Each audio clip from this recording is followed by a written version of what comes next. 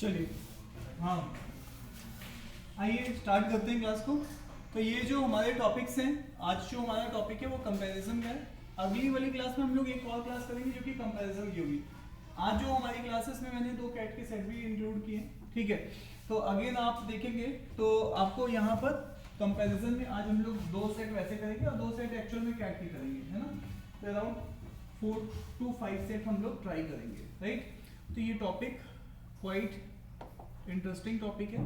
तो चलिए स्टार्ट करते हैं। सबसे पहले कंपैरिजन का जो हमारा टॉपिक है, और आइए बिल्कुल स्ट्रेट फॉरवर्ड स्टार्ट करते हैं। आप यहाँ पे देखिएगा, ये आपके पास एक सेट है, ठीक है।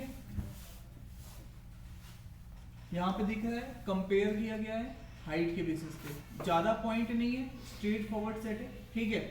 ठीक है, तो अब यहाँ से अगर हम लोग आगे बढ़ेंगे तो आप देखिए हमने कुछ ऐसी टेबल्स भी बनाई है, ठीक है। तो हमेशा एक टेबुलर फॉर्म में अपने डेटा को क्या करना पड़ेगा, इंटरप्रेट करना पड़ेगा, राइट। तो चलिए स्टार्ट करते हैं, है ना। कितने लोग हैं A to G, कितने लोग माने जाएंगे? 7%, ठीक है। कितने लोग हैं? 7% है। तो आइए साहब, ये 7% में हम लोगों ने 7% A to G को यहाँ पर रैंक वाइज एडजस्ट कर लिया है। देखो हम पहले नाम लिखेंगे फिर रैंक लिखेंगे, तो उससे बेटर है रैंक लिख लिया और जो जैसा डेटा होगा उसके सामने उसका नाम आना स्टार्ट हो जाएगा। सेम वही डेटा यहाँ पे मैंने कॉपी किया है। अब स्टार्ट करो, कोई आंसर नहीं देगा, सब लोग अपना ट्राई करेंगे और आंसर लेके आएंगे। इसमें कोई थ्योरी नहीं होती है एज सच, सीधे सीधे डेटा है, जो आपने सीखना है वो इंटरप्रिटेशन है।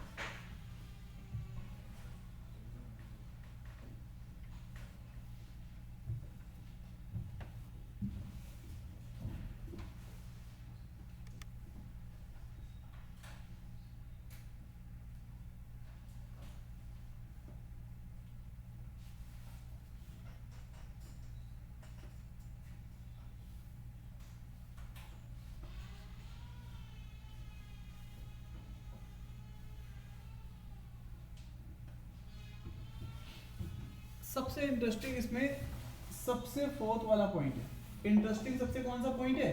फोर्थ वाला। अगर आप यहाँ पे देखेंगे इस पॉइंट से आप क्या इंटरप्रिटेशन निकालना है? क्या आप यहाँ पे ये बोल सकते हैं A टॉलर है या D टॉलर है? A या टॉलर है या D टॉलर है? आप कैसे कह सकते हैं? यहाँ पे A D के बारे में तो बात नहीं कही गई है, सेम नंबर्स के बारे में बात की गई है कि हाँ नंबर्स के बारे में। तो हमें क्या पता कि टॉलर कौन है? ऐसा थोड़ा ना वो कह रहा है टॉलर के सामने A दिख रहा है, वो ये थोड़ा ना कह रहा है A टॉलर है D से। आप अपनी तरफ से थोड़ा ना मान सकते हैं, कहीं बोल रहा है वो A टॉलर है D से, नहीं ना। तो अब वापस से आइए, अब ऐसे वाले केसेस में हम लोग क्या मान सकते हैं? मान लीजिए मैं A को बनाऊं और ये D को बनाऊं, ध्यान से देखिएगा। तो यहाँ पर A से टॉलर कितने लोग हैं? 0। और B से शॉर्टर कितने लोग हैं? 0। अब अगेन अगर मैं इसी चीज को रिप्लेस कर दूं, मैं यहाँ पर किसको लिख दूं? D को, और ये किसको लिख दूं? A को। अब बताओ A से टॉलर कितने लोग हैं? 1 2 3 4 5 6 लोग हैं, और D से शॉर्टर कितने लोग हैं? 1 2 3 4 5 6। तो अगेन यहाँ से अगर हम लोग देखेंगे तो यहाँ पर हमें क्या समझ में आया? ये तो डेफिनेशन क्या कर रही है? सेटिस्फाई कर रही है। इस डेफिनेशन को क्या कर रहे हैं हम लोग? सेटिस्फाई कर रहे हैं। क्या ये बात सभी को समझ में आ रही है? डन। तो यहाँ पर अगेन अगर हम लोग देख रहे हैं तो आपको ऐसा नहीं बोला गया कि A है या D है। अच्छा और बताइए, इसका मतलब है या तो इसकी ये लोकेशन हो सकती है तो इसकी ये लोकेशन होगी। अब आप ट्राई करिए, अगर मैं यहां पे भी तो प्लेस कर सकता था इनको, तो इसको यहां प्लेस करना पड़ता।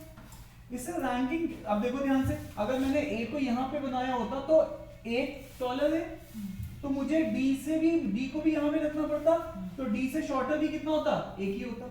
या फिर मैं इसको इंटरचेंज भी कर सकता था। क्या कर सकता था? D को यहां पे रखता और A को यहां रखता। अब A से कितने टॉलर हैं? 1 2 3 4 5, और D से कितने शॉर्टर हैं? 1 2 3 4 5। तो यहाँ पर ये जो स्टेटमेंट है, इसका मतलब अब आपको आगे से क्लियर होना चाहिए कि अगर ये इस लोकेशन पे है लास्ट पे, तो ये भी लास्ट पे होगा। अगर ये सेकंड लास्ट पे है तो ये भी सेकंड पे होगा। ये थर्ड पे है हेलो, ये थर्ड पे है तो ये कहाँ होगा, थर्ड लास्ट पे होगा, है ना। तो ये लोकेशन पॉसिबल नहीं है बस केवल इनके लिए। Is it clear to you? ये बात समझ में आ रही है नहीं आ रही? तो सबसे इंटरेस्टिंग इसमें लाइन नंबर 4 है।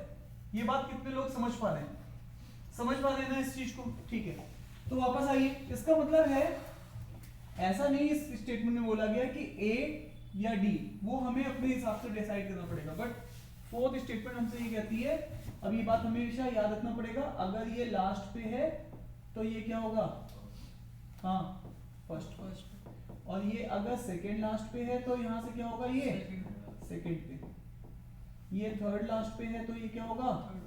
अब ये चीज आपको आगे वाले सेट में हमेशा सीधे लगानी है। ये आपके लिए आज नहीं हो सकती, लेकिन जब आप अगली बार ये स्टेटमेंट आपके सामने आएगी तो आपको स्ट्रेट फॉरवर्ड ये स्टेटमेंट यूज करनी है। अच्छा, दूसरी बात है यहाँ पर ये नहीं बताया गया, you can also interchange the position of A and D. क्या यहाँ तक बात समझ में आ रही है सबको? ठीक है, तो चलिए अब आगे बढ़ते हैं। सबसे कह रहा है C is taller than only F. बताओ सी किससे टॉलर है केवल, तो एफ कहाँ होगा, लास्ट। तो सी केवल और केवल किससे टॉलर है बताइएगा, सी किससे टॉलर है, केवल और केवल एफ से टॉलर है। Is it clear to you? तो ये वाला पॉइंट तो सबको समझ में आ रहा होगा, ठीक है। तो ये वाला पॉइंट हो गया। Only B is taller than G, only B is taller than G. तो बी का बाय डिफॉल्ट लोकेशन क्या होगी, सबसे टॉलेस्ट होगा। तो जी का लोकेशन कहां जाएगा, केवल बी ही है जो जी से क्या है, टॉलर है। उसका मतलब है ये टॉलेस्ट हो गया, बी क्या हो गया, टॉलेस्ट। ये बात समझ में आ रही सबको? अरे बोलो भाई लोगों। तो ये वाला पॉइंट भी हमें समझ में आ गया, ठीक है।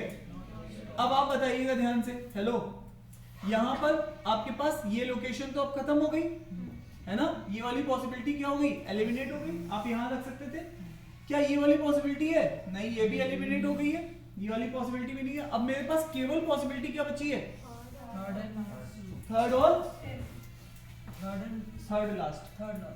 क्लियर है? तो मैं यहाँ पर ए को रखूंगा तो यहाँ पे किसको रखूंगा, डी को, और यहाँ पर अगर मैंने डी को रखा तो यहाँ पे किसको रखूंगा, ए को। क्लियर है? अभी मुझे श्योर नहीं है, लेकिन अब आप यहाँ पे ये वाली लाइन पढ़िएगा, ये वाली लाइन को भी मैंने डिकोड कर लिया। अब इस वाली लाइन को देखिएगा, इज नॉट, ठीक है। तो इसका मतलब डी क्या होना चाहिए, इन दोनों में ई और डी में कौन टॉलर होना चाहिए, है ना। डी ऊपर आना चाहिए और ई नीचे आना चाहिए, ये सीक्वेंस बनना चाहिए। अब बताओ मेरे पास ई के लिए केवल एक ही प्लेस बचा है, ई के लिए कौन सा प्लेस बचा है, केवल एक ही वाला प्लेस बचा है ई के लिए। अरे हाँ है ना, जब ई के लिए यही प्लेस बचा है तो ऑब्वियस है डी को बाय डिफॉल्ट कहाँ होना पड़ेगा, ऊपर होना पड़ेगा। ई को बाय डिफॉल्ट कहाँ होना पड़ेगा, ऊपर। तो ये वाली लोकेशन क्या हो जाएगी, कैंसिल आउट। तो यहाँ डी है तो यहाँ पे ए आएगा, ये वाली लोकेशन कैंसिल आउट हो जाएगी। चेक करिए कहीं किसी को कोई डाउट आ रहा है तो। डन है क्या? तो इसमें जो सबसे इंटरेस्टिंग लाइन थी वो थी आपकी लास्ट वाली लाइन, ठीक है। और ये लाइन आपको आगे भी सेट में मिलती रहेगी, एग्जाम ग्रुप के सेट में भी ये लाइन आपको मिलेगी बार बार, ठीक है। चलें आगे, क्लियर है? बोलिए। तो साहब अब हम लोग अगले सेट की तरफ चलते हैं, इसके क्वेश्चंस देख लेते हैं। तो ये सेट सिंपल सेट था, है ना, स्ट्रेट फॉरवर्ड आपको यहाँ पर चीजें दे रखी थी डायरेक्ट फॉर्म में। अब ये देखिए, ये जो हमने बनाया है ना, यही बनाया था, यही बनाया ना अभी भी, तो चेक करिए। हाँ, तो 13 का आंसर क्या है, ठीक है। कितने लोग टॉलर हैं, तो फिर से 3 लोग टॉलर हैं, बिल्कुल सही जवाब। Who is shorter than B and taller than D, G, है ना, तो ऑब्वियस है जी है यहाँ पर। क्लियर है? Next, how many person are shorter than G, है ना, ऑब्वियस है। ये देखो 1 2 3 4 और 5, तो 5 लोग हैं। तो ये बात सभी को समझ में आ रही है, डन है। चले आगे, ठीक है। ये पहला सेट समझ में आ गया सबको, स्ट्रेट फॉरवर्ड था, ठीक है।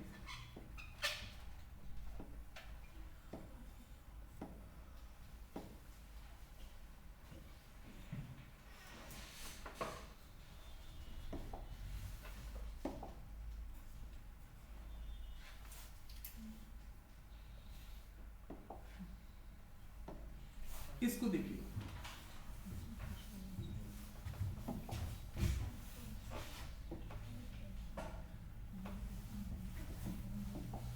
ये सेकंड सेट है आज का आपका, उसको ट्राई करिए जरा। अब आपको समझ में आ गया ना, टेबल तो बनेगी। हेलो, कितने लोग हैं? 5 लोग हैं।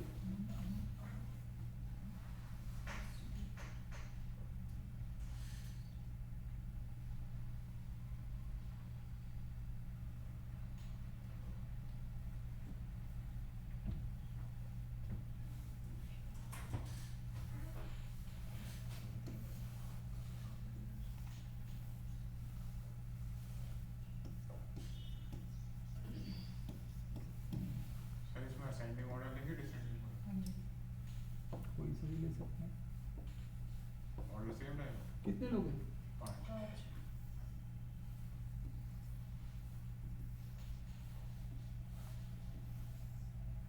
मैं तो ये जानता हूँ जो 5 वाला होता है, ये वेट की बात कर रहे हैं ना, वेट की केवल एक ही पैरामीटर लिया है इसने, यस सर।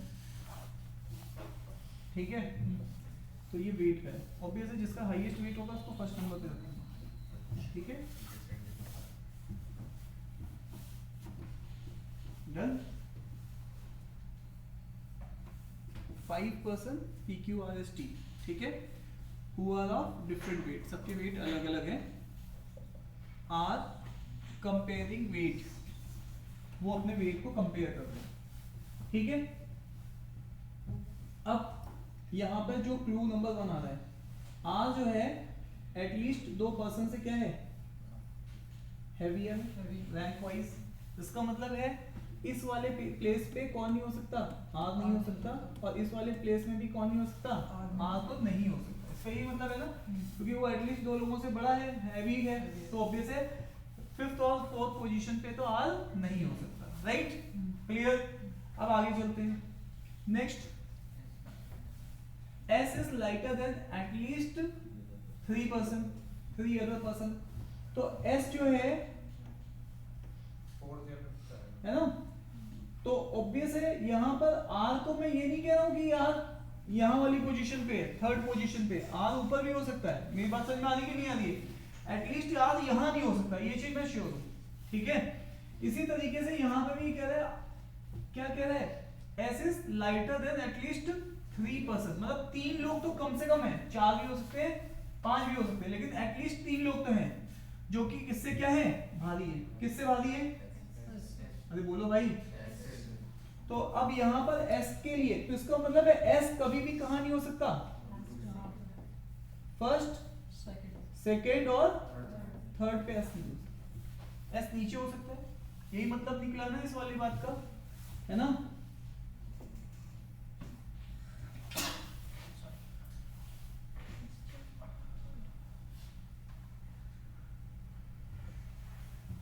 यहाँ तक भी हम लोगों ने कोट कर लिया है। None among RST, none among RST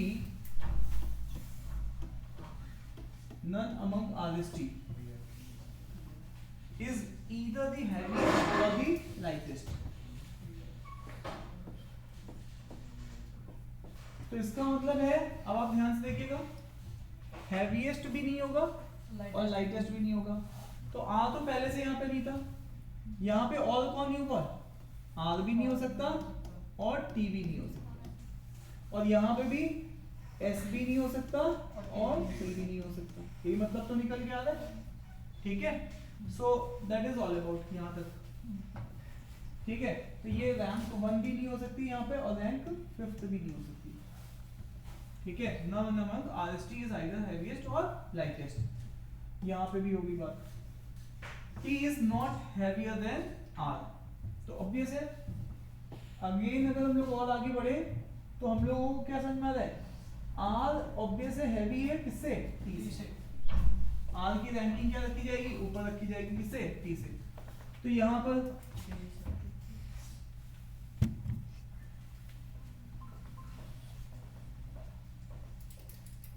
और साथ में और क्या बता रहे हैं, P किससे हैवियर है, Q से, ये भी बात बता, ठीक है। तो यहाँ तक ये पूरी की पूरी बात हो गई है। T is not heavier than R, T is not heavier than R. तो अब आप मुझे बताना टी की पोजीशन ये वाली हो सकती है? सर थर्ड होगी, क्योंकि सर आर 2 से ऊपर होना चाहिए ना कम से कम, और अगर 2 से ऊपर लेंगे तो फिर एस का है। अब आप पूरा इंटरप्रेट करो अपने आप से। अब सारी चीजें अब आपके सामने आ चुकी है ना?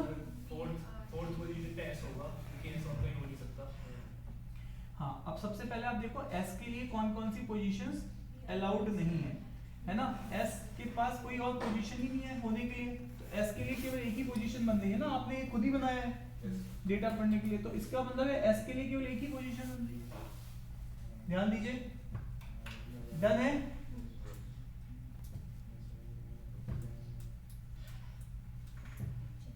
सब लोग बताइए, क्लियर? चले आगे। नेक्स्ट, अब आपने ये वाली बात देख ली है, एस से रिलेटेड डेटा यहां पर अगर लोग देखेंगे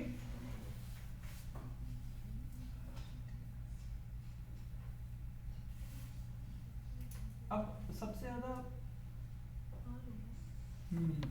सही कह रही है। अब सोचिए सर आर हमेशा लाइक टी से ऊपर होना चाहिए, सेकंड पे होगा तो आर सेकंड पे आ जाएगा, है ना? क्योंकि आप देखो टी के लिए ये प्लेस है नहीं, ये प्लेस ऑलरेडी ऑक्यूपाइड है। अब टी को यहाँ रख नहीं सकते हैं, ठीक है, और टी जो है वो आर से, आर यहाँ हो नहीं सकता, तो आर के लिए ऑब्वियस है। अब आप देखो ना ध्यान से, अब ध्यान से सोचो, आर और टी को प्लेस कराना है मुझे। आर को मैं यहाँ नहीं रख सकता हूँ, ठीक है, आर को मैं कहाँ रखूं? तो अब यहाँ पे देखिएगा, अगर मैं आर को, या तो मैं आर को यहाँ रख सकता हूँ या मैं आर को यहाँ रख सकता हूँ। मेरे लिए आर की दो पोजीशन बची है, अरे यस या नो? और आर को जहां पे भी रखूंगा उसके नीचे मुझे किसको रखना पड़ेगा? टी को। अगर मैं ये वाली पोजीशन लेता हूँ आर की, तो मैं टी को कहाँ रखूंगा? बस ये पोजीशन बची, और यहाँ पे टी अलाउड नहीं है, यस या नो? सो यहाँ पे स्ट्रेट फॉरवर्ड ये बात भी समझ में आ रही है कि मेरे पास आर की पोजीशन यही वाली बन रही है, हाँ या ना? क्लियर है? अब उसके बाद जब ये आर की पोजीशन है तो टी की बाय डिफॉल्ट यही पोजीशन होगी, क्योंकि टी को आप नीचे रख नहीं सकते, यहाँ एस पहले से बैठा हुआ है, ठीक है? तो अब ये वाली चीज हमें इस वाले क्लू से समझ में आ रही है। इसी को कहते हैं इंटरप्रिटेशन, है ना? आप पहली बार चेस खेलेंगे तो आपका दिमाग एक चाल से ज्यादा नहीं जाएगा, दोबारा फिर प्रैक्टिस करेंगे, फिर दोबारा। अब लोग कितनी सोच लेते हैं, है ना? तो वो प्रैक्टिस से ही चीजें आती है। तो यहाँ पे भी अलाउ नहीं किया, आप सेम सेट की प्रैक्टिस जब आप बार बार करोगे, तभी आप जब पहली क्लास में आप अनकंफर्टेबल हो, अब ये मैं अगली क्लास में बताऊंगा तो आप जल्दी कर दोगे, लाइक आपने बाइनरी लॉजिक में इस चीज को प्रूव भी किया था, ठीक है? अच्छा वापस आइए, ठीक है, तो यहाँ तक ये हो गया। अब आपके पास क्या बचा है? P और Q। तो P और Q के लिए तो यही बाय डिफॉल्ट P है और ये Q है, क्योंकि उसने बोला है P क्या है, ऑब्वियस है Q से ज्यादा। देखो इमीडिएटली बड़ा है ऐसा नहीं बोल रहा है वो केवल ये बोल रहा है कि वो भाई ऑब्वियस है, जहां Q को रखोगे उसके ऊपर P को रखोगे। सो ये आपके पास पूरा का पूरा डिकोड हो गया। तो वो सेकंड हैवीएस्ट पूछ रहा है, सेकंड हैवीएस्ट कौन है? मेरी बात समझ में आ रही है? अरे हाँ ये ना, ध्यान से देखो। तो ये सेट आप लोग कितने लोग कह रहे हैं कि समझ में आ रहा है? ये वाला सेट सबको आ रहा है समझ में? ठीक है, तो अब चलते हैं नेक्स्ट। एक सेट और देता हूँ आपको प्रैक्टिस के लिए, ठीक है? उसको अभी आप प्रैक्टिस करिए। प्रणव रिपीट कर दूं? नहीं सर। करण समझ में आ रहा? नमन जी ठीक है, ये थैंक यू नहीं बोल रहे हैं।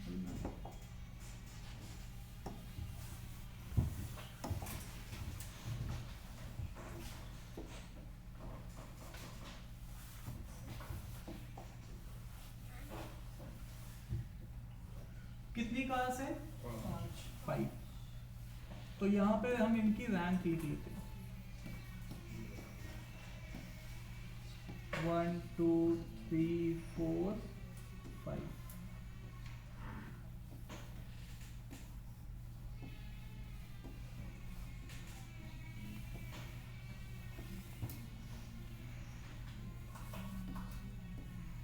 जो भी चीजें पता है बस आप उनको लगाते हुए चलिए।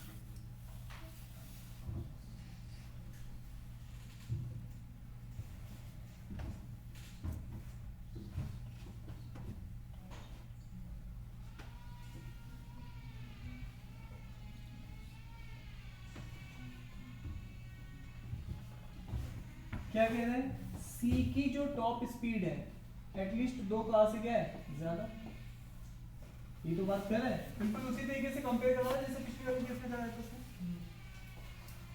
एंड डी की जो टॉप स्पीड है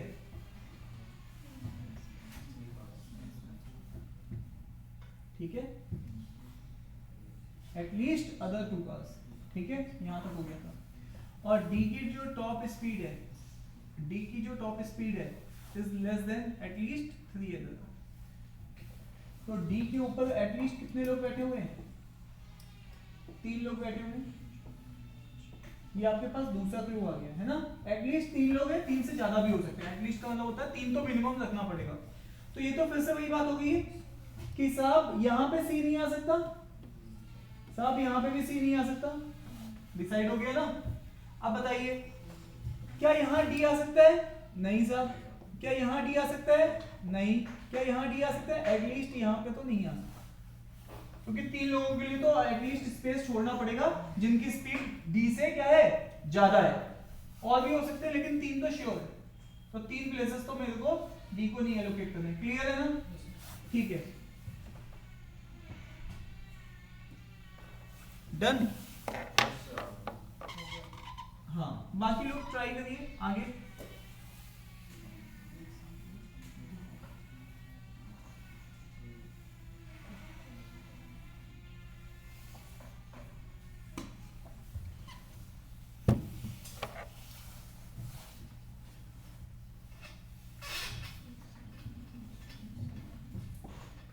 तो सी डी ई में से किसी को भी रैंक 1 नहीं देनी है और लास्ट में देंगे और लास्ट रैंक नहीं देनी, ठीक है।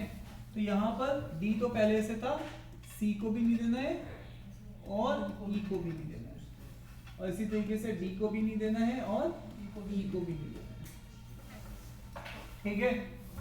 क्या बात समझ में आ रही है, ठीक है। अब आगे चलते हैं। ई की टॉप स्पीड किससे कम है, अरे बोलो भाई। सी से सी ऊपर आएगा ई नीचे आएगा, है ना, यस सर,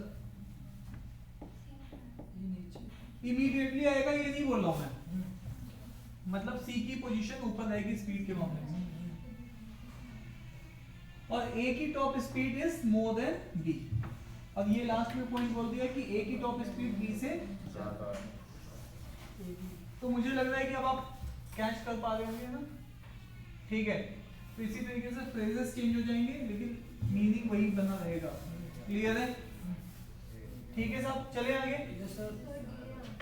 हाँ अब आप लोगों ने इसको कोरिलेट कर लिया होगा, तो चलिए और आगे चलते हैं। तो यहाँ पर देखिएगा इसके लिए पोजीशन नहीं है, इसके लिए पोजीशन नहीं है, डी के लिए देखिए यहाँ पर 3 पोजीशन, और ऑब्वियस है हमें क्या करना है,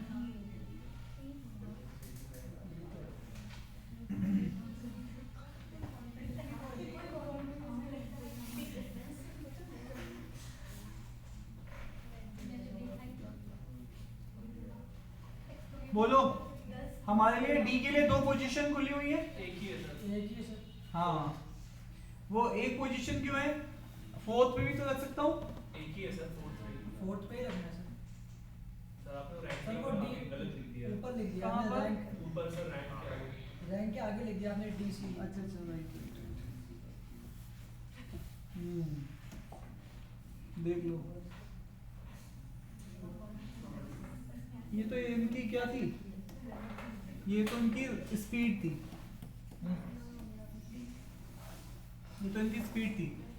क्लियर है, तो चलिए आपने ये वाला सेट भी सब लोगों ने बना लिया, मैं फटाफट बता रहा हूँ फिर, ठीक है।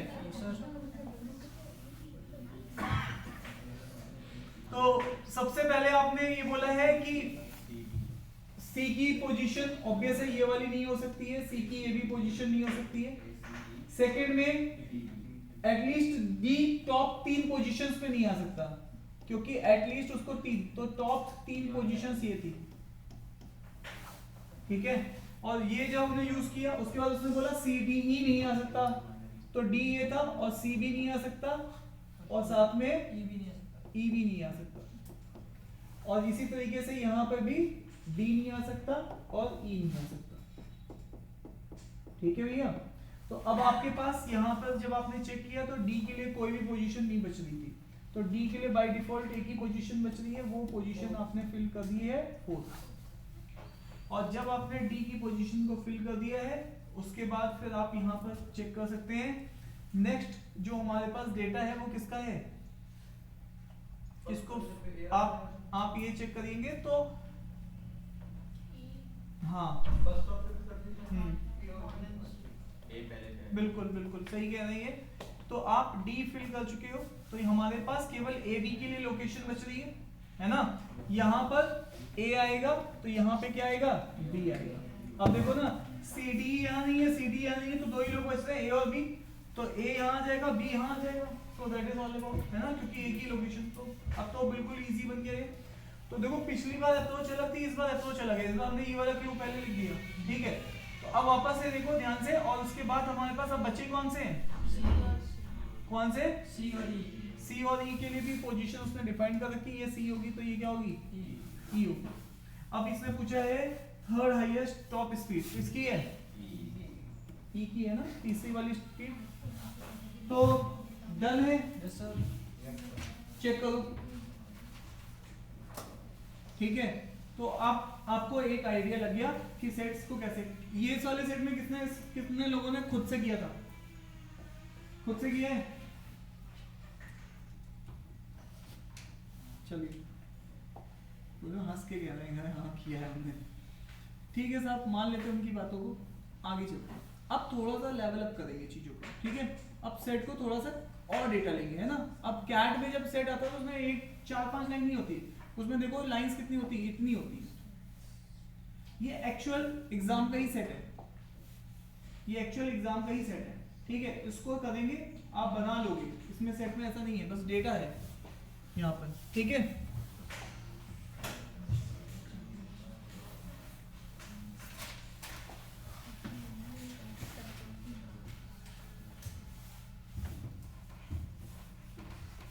देखो आप एक बार बस सेट को पढ़ो, अभी कोई लिखेगा नहीं, ठीक है। इधर देखो ध्यान से, कितने स्टूडेंट हैं, 5। सबके आपको इनिशियल यूज करने हैं A B C D E, right. अब उनकी रैंक है 1 to 5 in each subject, mathematics और सब्जेक्ट हमारे पास कितने हैं, 3 सब्जेक्ट है, राइट। 3 सब्जेक्ट है ना, और 5 लोग हैं तो 5 रैंक्स बनेगी, ठीक है। No two student got the same rank in subject, किसी भी स्टूडेंट की सेम रैंक नहीं है ना, right. No student got the same rank in any 2 subject, कोई 2 स्टूडेंट की भी सेम रैंक नहीं है ना, 3 में भी नहीं है और 2 में भी नहीं है, सबकी डिस्टिंक्ट रैंक है, ठीक है। Further we have following information, तो ये आपकी इंफॉर्मेशन है, ठीक है। तो इस इंफॉर्मेशन को देखिए, यहाँ पर आप ये इंफॉर्मेशन आपको दे के रखा, ठीक है, और ये इंफॉर्मेशन और भी आपको दी होगी।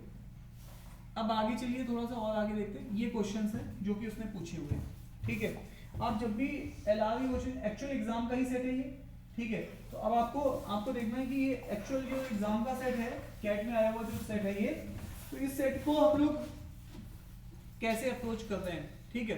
तो आइए आपके लिए यहाँ पर इसको सॉल्व करने के लिए वही सेम इंफॉर्मेशन है, बस यहाँ पर इस तरीके से लिख दी है, ठीक है। क्लियर,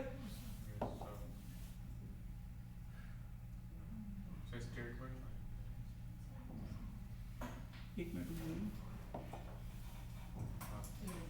ये इस तरीके से स्टेटमेंट आपके सामने लिखे हुए हैं, ठीक है। और ये आगे भी स्टेटमेंट होंगे, ठीक है। ये तो आंसर है, सॉरी। हमारे स्टेटमेंट कितने थे, 10 थे ना, इसमें कम है,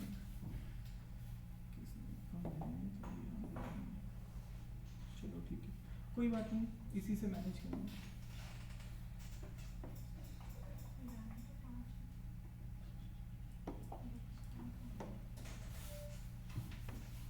अब आपको समझ में आ गया, ये स्ट्रक्चर मैंने आपको क्यों दिया है, क्योंकि आपको ऐसा स्ट्रक्चर बना के एग्जाम में क्वेश्चन को सॉल्व करना है, ठीक है।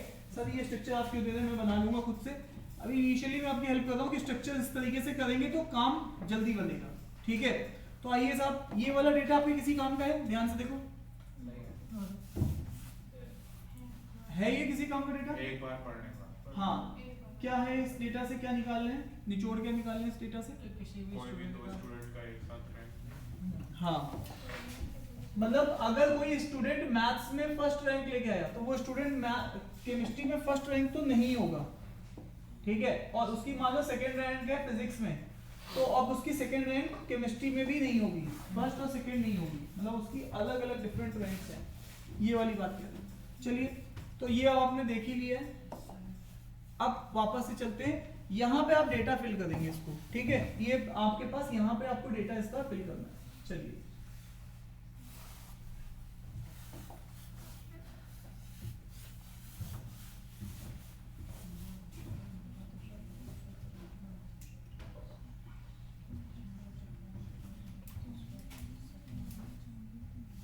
तो फिफ्थ रैंक के सामने अनुषा नहीं है और दिशा नहीं है ना, यही तो मतलब है, Yes, sir. नाइदर अनुषा, मतलब पांचवी रैंक अनुषा और दिशा की तो नहीं है, किसी भी सब्जेक्ट में नहीं है, यही तो मतलब हुआ। तो ये पांचवी रैंक मैंने बनाई और इसके सामने इन दोनों को, जिस पर्सन की फोर्थ रैंक है फिजिक्स में उसकी सेकंड रैंक है केमिस्ट्री में। अगर ये पर्सन मैं बोलता हूँ एक्स है जिसकी फिजिक्स में फोर्थ रैंक है, तो उसी पर्सन की केमिस्ट्री में क्या है, Second rank. तो ये भी एक्स ही होगा, ठीक है।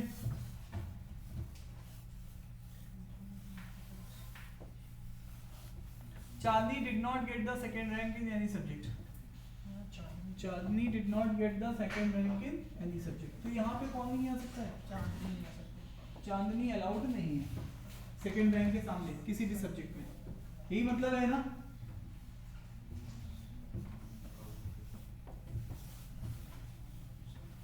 चांदनी got a better rank than Disha but lower rank than the Elora, किसमें, फिजिक्स में, ठीक है। तो अब चांदनी की बेटर रैंक है दिशा से, बट लोअर रैंक है एलोरा से, तो एलोरा पहले आएगी, फिर चांदनी आएगी, फिर दिशा आएगी। फिजिक्स वाले, सॉरी मैथ्स में लिख दिया मैंने। ये किसमें है, ये फिजिक्स में, तो यहाँ पर सर फिर तो चांदनी की फिजिक्स की रैंक आ जाएगी। हाँ, चांदनी वही है। और दिशा, ठीक है। तो यहाँ पर भी हो गया, ठीक है। कैट का सेट तभी सॉल्व होता है जब आप सारे क्लू सामने रखते हो फिर उसको ऑब्जर्व करते हैं, वहां से कहीं से कैट का सेट एकदम से खुल जाता है और फिर पूरा सेट भरा के सॉल्व हो जाता है। आपको सारे क्लूज पहले सामने रखने, अपनी आंखों के सामने। Bhavya did not get the third rank in any subject, Bhavya की कौन सी रैंक नहीं हो सकती है, है। Third Third. rank नहीं हो सकती. तो ये भाविया के यहाँ पे अलाउड नहीं, क्लियर है। तो ये वाली बात भी यहाँ पे खत्म हो गई है। अब मैं इसको पीछे ले जाऊंगा, पीछे जो क्लूज है उनको यूज करने मुझे, है ना, जो क्लूज मेरे पास पीछे हैं उनको मुझे यूज करना।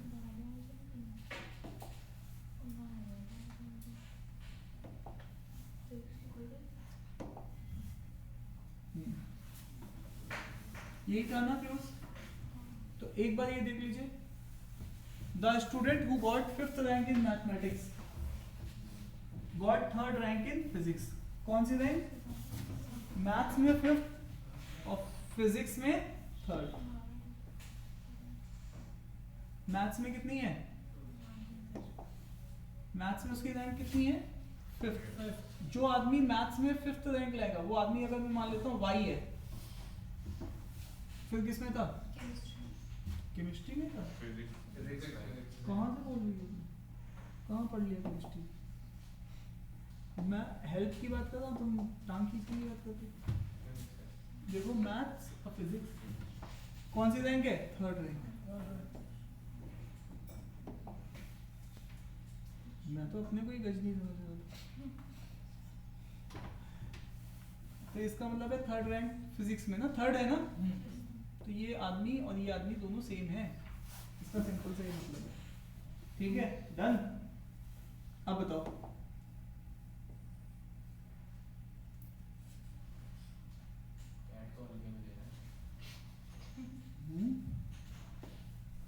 और क्लू कौन से हैं बताना।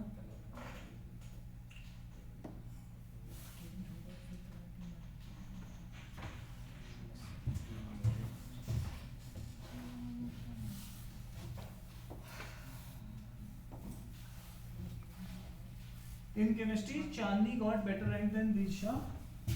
हु का मतलब होता है बिल्कुल एडजेसेंट वाला, है ना। Disha, Chandni got better rank than Disha, तो चांदनी दिशा से ऊपर है और दिशा किससे ऊपर है। हु का मतलब होता है Disha, Disha got better rank than Anusha. और ये कौन सा सब्जेक्ट चल रहा है, केमिस्ट्री। तो केमिस्ट्री में फ्लो क्या रहेगा, सीडीए। केमिस्ट्री में फ्लो क्या रहेगा, सीडीए, है ना। तो यहाँ पे केमिस्ट्री के नीचे मैं लिख देता हूँ सीडीए। तो देखो एक्चुअल एग्जाम का क्वेश्चन नहीं है, CDA.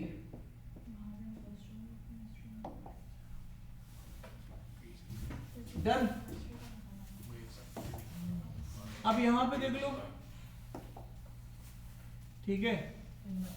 In mathematics Bhavya got lower rank than, in mathematics Bhavya got lower rank than the Alora but got better rank than the Anusha। Alora ऊपर जाएगी किससे, भाविया से। और भाविया की अच्छी रैंक किससे है, अनुषा। और ये सब कहानी किसकी बात होती है, मैथमेटिक्स। मैथ्स में क्या रैंक आएगी, ईबीए। मैथ्स में आएगी ईबीए। देखो सब में वो रैंक एक टाइप से बता रहा है ना, ईबीए। तो यहाँ पे लिख देते हैं ईबीए। मैथ्स में लिखते हैं ईबीए। अब लास्ट क्लू बचा है हमारे पास, तो बस हमें इस टेबल को ही देखना बचेगा। आप देख लो ध्यान से, अभी तक मैंने कुछ अलग नहीं किया जो सामने लिखा है। अब वापस आइए, लास्ट क्लू एक बार और देख लेते हैं। Ellora did not get the 4th rank in chemistry. Ellora did not get the 4th rank in chemistry. तो 4th रैंक एलोरा की नहीं है, बट किसमें, केमिस्ट्री में। सब में या केमिस्ट्री में, सिर्फ केमिस्ट्री। केमिस्ट्री में। तो यहाँ पर ये जो 4th नंबर पे है, यहाँ पे कौन नहीं होगा, एलोरा। एलोरा तो नहीं हो सकता केमिस्ट्री के अंदर। और जो मैंने बाहर लिखा है वो सबके लिए है, 2nd रैंक के लिए। हाँ, तो अब यहाँ से आपके पास पूरा डेटा आ चुका है। अब बस आपको इस डेटे को ही अरेंज करना है। तो दिस इज अ कैट, ये है कैट कलर। अब आप देखो कुछ करना नहीं है, आप आराम से दिमाग लगाओगे तो आपसे बन जाएगा। और इसके लिए ना आपको कभी मैथ्स चाहिए, ना आपको इसके लिए कोई इंग्लिश चाहिए, इसके लिए आपको फोकस चाहिए और बस एक बार ऑब्जर्वेशन चाहिए।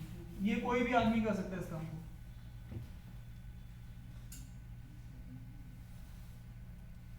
किसी क्यूरियस बच्चे को दे दो 7वीं 8वीं के, तो वो भी ट्राई करके निकाल लेगा। उसके लिए ऐसा नहीं कुछ पढ़ाई चाहिए या कुछ, बस फोकस होकर प्रैक्टिस और चाहिए बस केवल।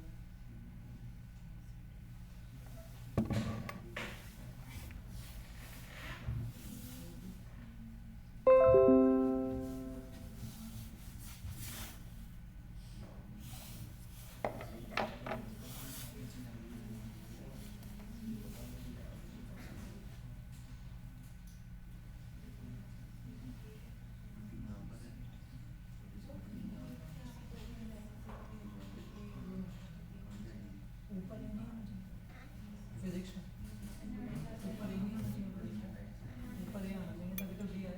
प्लीज बातचीत नहीं करिए, खुद से ट्राई करिए ना।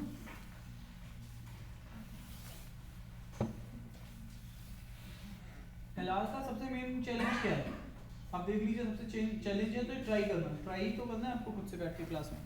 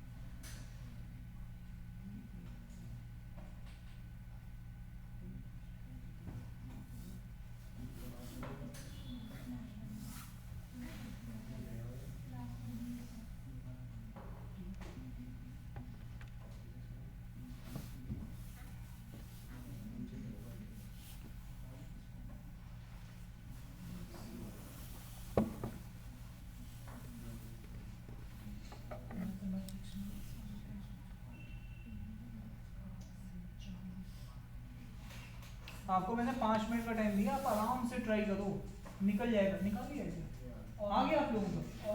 अरे बढ़िया। देखो लड़कियों ने फटाफट सॉल्व भी कर दिया भैया, सारी लड़कियों के सॉल्व हो गए सेट।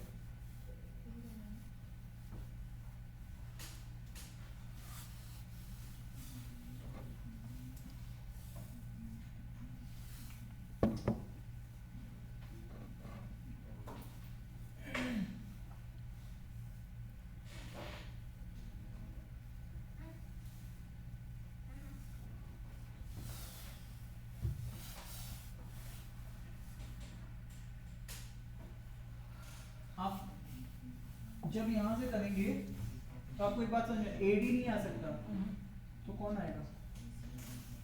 एडी नहीं आएगा तो कौन आएगा? या तो ए नहीं आ सकता तो बी आएगा, सी आएगा, ई आएगा, सी आएगा, ये आया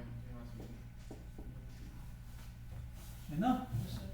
तो बी सी ई में कोई आएगा ना, एडी नहीं आ सकता। अब वापस देखिए यहां पर सी को नीचे नहीं लिख सकते हो क्योंकि सी के ऊपर एटलीस्ट सी के नीचे 2 लोग हैं, तो सी भी यहां पे नहीं आ सकता। आ सकता है? अरे भाई देखो ना, सी के नीचे ही 2 लोग हैं, तो लास्ट वाली पोजीशन में सी तो नहीं आ सकता। अब हमारे पास क्या बच रहा है? क्या बच रहा है? बी बचेगा या तो ई बचेगा।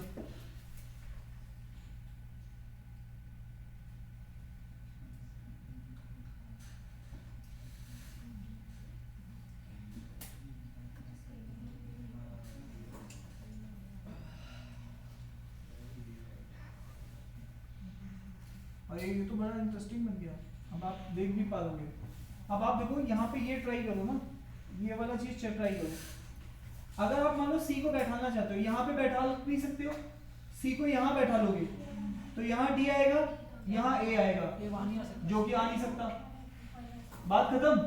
तो सी के लिए ये वाली पोजीशन है नहीं, ये वाली पोजीशन भी नहीं है, यहाँ बैठ नहीं सकता, तो सी के लिए केवल एक ही पोजीशन बची, ये वाली। क्लियर? अब ये सी की पोजीशन हो गई यहाँ पर, क्लियर है? अब उसके बाद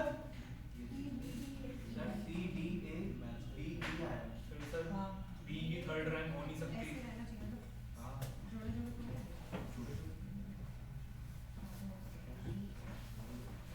ठीक है ना? अब बताओ, यहाँ पे सी आ गया है, अब मुझे यहाँ पे किसी को बैठाना है। अब मैं डी को यहाँ बैठा लूं या मैं यहाँ बैठा लूं, यहाँ पे भी तो बैठा सकता हूँ, डी ए।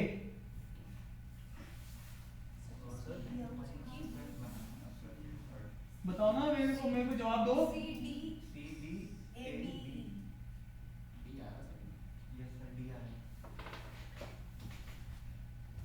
मैं आपसे बस एक बात पूछ रहा हूँ,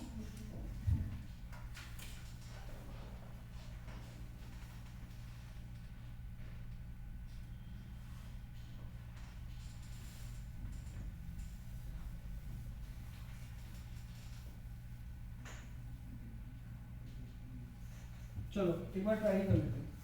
अगर मैं यहाँ पे डी को बैठा लूं, यहाँ पर ए को बैठा लूं, तो ऑब्वियस है यहाँ ई नहीं आ सकता, तो यहाँ पे कौन आएगा? तो ई कहाँ जाएगा? इसमें मेरी कोई भी कंडीशन वायलेट नहीं हो रही। आप चेक करो। सही। और जब डी यहाँ बैठा तो डी को मुझे यहाँ पे भी बैठाना पड़ेगा, और डी से ऊपर कौन है? सी और ई। और मैंने कसम खाई है कि सी को यहां पे नहीं रख सकता हूं, तो सी के लिए केवल एक जगह बच रही है, कौन सी? देखो सी को यहां पे नहीं रख सकता, तो सी के लिए यही एक जगह बच रही है, और सी के ऊपर ई को बैठाना है। अब ई के लिए तो 2 जगह बच रही है ना, ई यहां पे भी आ सकता है और ई यहां पे भी आ सकता है। सर पहले तो सी को मैथ्स फिफ्थ में कर दो आप। किसको? सर मैथ्स की फिफ्थ पोजीशन पे सी। अच्छा ये यहाँ पे सी कर दूंगा, ठीक है।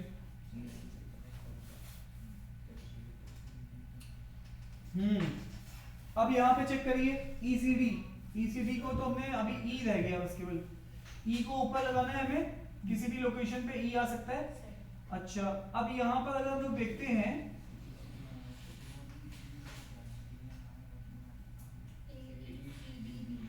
C से हो गया यहाँ पे,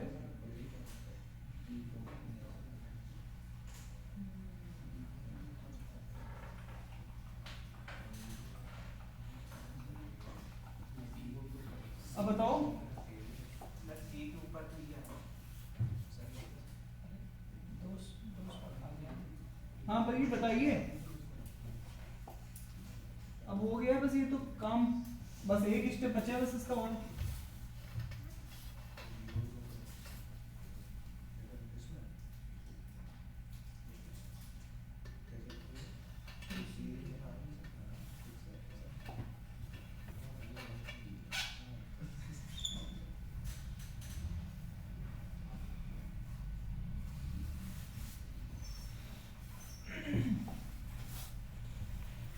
अब आप देखो E या तो यहाँ आ सकता है, E या तो यहाँ आ सकता है, हमारे लिए दो पॉसिबिलिटी बन रही है E के लिए, ठीक है। तो अब मैंने यहाँ पर दो पॉसिबिलिटीज में E को रख दिया है। अब हमारे पास और नीचे कौन बच रहा है, नीचे कौन बच रहा है हमारे पास, B भी बच रहा है और E हमारे पास एग्जॉस्टेड है, C हमारे पास ऑलरेडी फिल्ड है। तो ये वाली लोकेशन केवल किसकी बची है, B की। ये भी हो गया काम कंप्लीट, क्योंकि E को तो मुझे ऊपर देना ही है, ठीक है। अब यहाँ पर आपके पास और कौन सा बच रहा है, A बच रहा है, ए नीचे आ नहीं सकता है ना। अब आपको A फिल करना है ना, तो अब आपके पास या तो यहाँ पर A आएगा या तो फिर यहाँ पर A आएगा, यही बच रही पॉसिबिलिटी, आप देख लो ध्यान से। तो यही है, बस आप ऐसे पॉसिबिलिटी बनाते जाओगे। अब ये लास्ट वाला केस बनना है हमारे पास, और फिर वो रैंक सेम नहीं रखना है, उससे वो रूल्ड आउट होगा कोई ना कोई केस, ठीक है। बात समझ में आ रही है नहीं आ रही है।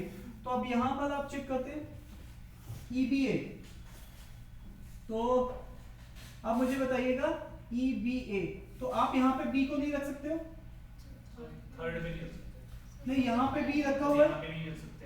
B यहाँ नहीं रख सकते, सेकंड पे रख और B तो यहाँ पे हो ही नहीं सकता, तो भैया B के लिए लोकेशन ही नहीं बची, ये तो B की लोकेशन है, ये तो खत्म हो गया सर। अरे हाँ ये ना, ध्यान से देखो, B को इससे पूरे में रख नहीं सकते थे, यहाँ B था तो यहाँ B रख नहीं सकते थे, तो दो लोकेशन B के लिए खत्म हो गई, ये दो लोकेशन B के लिए नहीं बची इसमें, पहले वाले मैथ्स वाले में, ये मैथ्स की बात कर लो। तो B के लिए, और B के ऊपर E होना चाहिए, तो यहाँ E है तो E यहाँ नहीं हो सकता, यहाँ A होगा, यहाँ क्या होगा A, और यहाँ पे क्या होगा E, इसको कैंसिल होगा। अब यहाँ पे कौन बच रहा है, EB, A यहाँ पर नहीं रख सकते, तो A को मुझे कहाँ रखना पड़ेगा, यहाँ पर, और फिर इसके ऊपर कौन चला जाएगा, बचा हुआ B। So that is all about. अब देखो ये है एक्चुअल एग्जाम का कैट का सेट, और उसको आपको 15 मिनट के अंदर बनाना है, तो बन जाएगा, बोलो चले आगे। चलो इसके क्वेश्चन देख लेते हैं। तो ये यही रैंक आई है सबकी, तो तेज हो रहे तुम लोग। हाँ किसने, आप बताओ एक बार फिर से बताओ, कितने लोग कह रहे हैं कि मैंने खुद से बनाया था इसको। अच्छा मतलब अप्रोच सही है, आप समझ में आ रहे हैं कैसे। चलिए पहले स्टार्ट करते हैं यहाँ पे।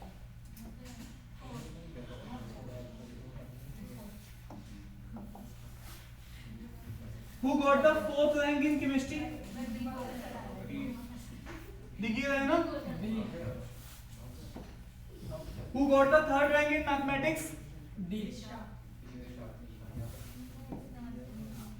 Who among the following did not get 4th rank in any subject? C।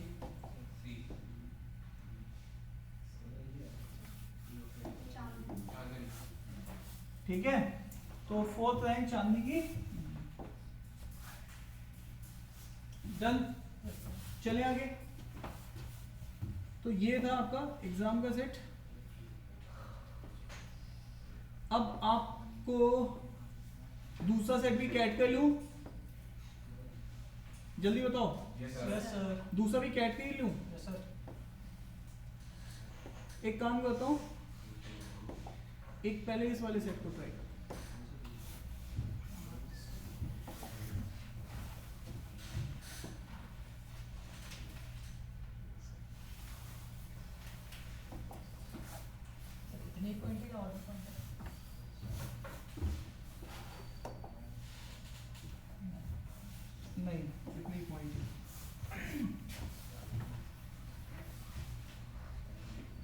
ठीक है, ईमानदारी के साथ इस सेट को ट्राई करो। देखो अब इस सेट ने तुम्हें क्या सिखाएगा, ये सेट तुम्हें सिखाएगा हेलो, अरे नहीं घर में आराम से जिंदगी आराम से कट रही थी, नहीं कट रही थी, बताओ किस नहीं कट रही थी, तुमसे नहीं पूछा, मुझको पूछा। अरे तो तैयारी में 2-3 दिन होश में आने लगे, चल क्या रहा है ना।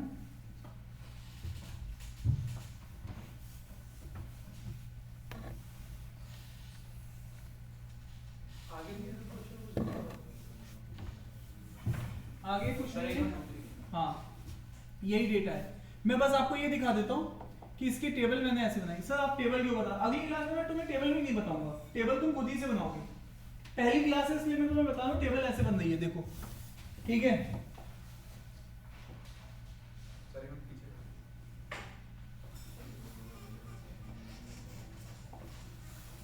डन, कंडीशन नहीं दी। सर पीछे कर दीजिए। हाँ मैं पीछे कर रहा हूँ, ये टेबल बन रही है, मैं ये बता रहा हूँ, ठीक है। और इसके बाद तो आपके पास क्वेश्चन है। एक बात मैं आपको बता दूं यहाँ पर, ये आपको जैसे पूरा डेटा फिल हो गया था ना, हेलो पिछली वाली केस में पूरा डेटा फिल हो गया था ना, टेबल पूरी फिल हो गई थी, जरूरी नहीं कि हर बात हो। ये सेट उसी चीज को सिखाने के लिए आया है कि कभी कभी टेबल पार्शियली फिल्ड होती है और बाकी डेटा क्वेश्चन से आता है। किससे आता है? क्वेश्चन से। तो इसमें आपको टेबल पूरी फिल्ड नहीं होगी, क्वेश्चंस उसको फिल करवाएगा, ठीक है। तो चलिए मैं आज आपको फिर बोल रहा हूँ, पहली क्लास है, हो सकता है कुछ लोग अनकंफर्टेबल हो, अगली क्लास आप बिल्कुल कंफर्टेबल फील करोगे, क्योंकि जैसे मैं सेट लूंगा। क्या है ये, आराम से कोई एक क्या टेक लेके बैठे हो, बिल्कुल कौन सी उम्र होगी तुम्हारी, बिल्कुल टेक लेके बैठे, बिल्कुल ऐसे पीछे हो, ट्राई करो।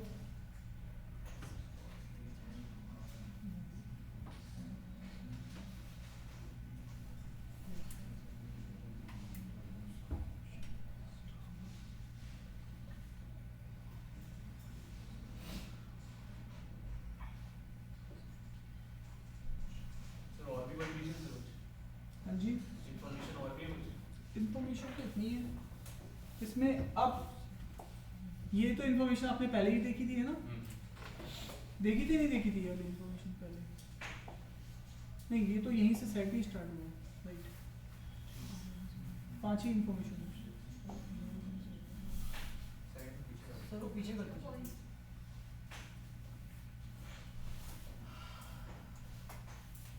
ठीक है,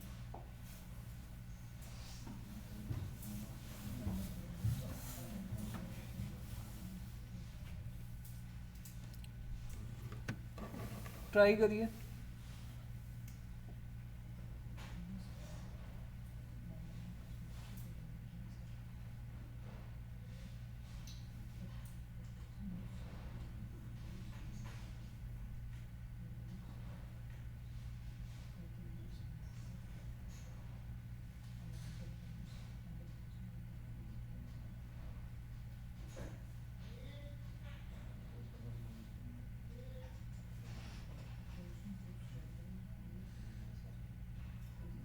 क्वेश्चन क्या है? हाँ तो अब आपको समझ में आ गया होगा कि ये टेबल तो पूरी फिल हो नहीं रही है, तो मुझे क्वेश्चन में डेटा मिलेगा, ठीक है। क्वेश्चन में अब आपको दिखाता हूँ, पहले इस टेबल को फिल कर लेते हैं, ठीक है। आइए sir, no 2 person got equal salary और इक्वल बोनस। कितने लोग हैं? 5। तो ये तो पहला डेटा हो गया, ये कैट का सेट नहीं है, ठीक है। जो पिछला वाला सेट था वो कैट का था, जो मैंने स्किप किया है। एक कैट का भी आपने किया, ये वाला नॉर्मल प्रैक्टिस के लिए, ये प्रैक्टिस दिलवा रहा आपको कि आपके पास सारा डेटा सेट में कभी कभी नहीं होता है, क्वेश्चन से मिलता है। The salary of each person is more than bonus, कोई ऐसा पॉइंट नहीं है। The salary of Teja is more than the Mokshit and the bonus amount of Arvind is more than Rohit. तो यहाँ पर सैलरी के अगर हेड की बात करेंगे और बोनस की हेड की बात करेंगे, तो सैलरी के पॉइंट ऑफ व्यू से बोल रहा है तेजा की ज्यादा है किससे? मोक्षित से। और बोनस के पॉइंट ऑफ व्यू से अरुण का बोनस क्या है? ज्यादा है किससे? लोहित से। रोहित से। सबके इनिशियल्स अलग अलग है, AMRST, ठीक है। आगे बढ़ते हैं, तो ये थर्ड पॉइंट भी इंक्लूड हो गया। Bonus amount of Mokshit is more then the salary of सत्य। अब मुझे बताइएगा किसी का बोनस, ठीक है, जैसे कि अच्छी कंपनीज ज्वाइनिंग बोनस देती है, ठीक है, तो यहाँ पे किसी का बोनस ही किसी की सैलरी से बढ़े, तो इसका मतलब है ये तो आपको दोनों चीजें उसकी बढ़ी होंगी। तो यहाँ पर देखिएगा ध्यान से, बोनस तो एक पार्ट होता है किसका, सैलरी का। Salary is always greater than the bonus, उसने स्टार्टिंग में भी मेंशन कर रखा है, ठीक है। अब वापस आइए, तो यहाँ पे बोनस अमाउंट मोक्षित का क्या है, ज्यादा है, तो ऑब्वियस है सैलरी भी मोक्षित की क्या होगी, किससे, सत्य से। तो इसका मतलब है सैलरी के पॉइंट ऑफ व्यू से मोक्षित से सत्य क्या है, ऊपर है। अरे हाँ ना तो बोलो यार, यस सर। ठीक है। Yes sir. The bonus amount of Mokshit is more than the salary of सत्य। और इसके अलावा भी मैं यहाँ पर और भी बात बता सकता हूँ कि बोनस के पॉइंट ऑफ व्यू से क्या मोक्षित का बोनस भी क्या होगा, सत्या से ज्यादा होगा। यार मोक्षित का जो बोनस ही क्या है ना, तो जो उसका बोनस होगा उससे भी मोक्षित का बोनस क्या होगा, ज्यादा होगा। ये तो सिंपल इंटरप्रिटेशन है, समझ में आ रही है नहीं आ रही है, ठीक है। तो ये वाला पॉइंट भी आपको क्लियर हो गया होगा, ठीक है। डन। अब आगे चलते हैं, तो यहाँ से आपको, यहाँ से देखो इसमें कोरिलेशन नहीं बैठ रहा था, इसमें कोरिलेशन मिल गया आपको तीन लोगों में। The person whose salary is third highest got the least bonus. जिसकी सैलरी थर्ड हाईएस्ट है उसको लीस्ट बोनस मिला है, मतलब जो थर्ड पे सैलरी है वो बोनस में लास्ट में होगा। चलो, जिसका थर्ड में सैलरी है, अगर ये पर्सन एक्स है तो इसका बोनस क्या होगा, एक्स होगा। ये दोनों सेम पर्सन है, ठीक है। जिसकी सैलरी थर्ड नंबर पे है उसका बोनस लास्ट नंबर पे है, ऐसा इसने बोला है तो मैंने दोनों पर्सन को एक्स बोल दिया, ठीक है। And the person with the highest salary got the, इसका मतलब है जो पर्सन बिल्कुल टॉप पे है उसका बोनस भी क्या है, टॉप पे। तो ये दोनों पर्सन सेम है, इसका ये मतलब है।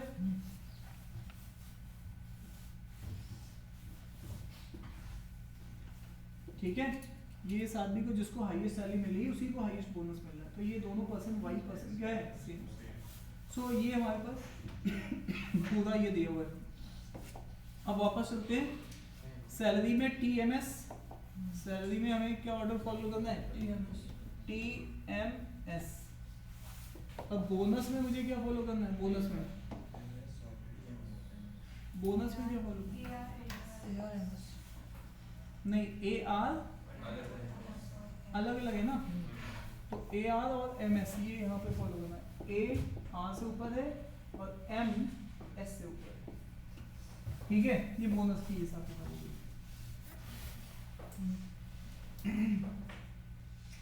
क्या लग रहा है,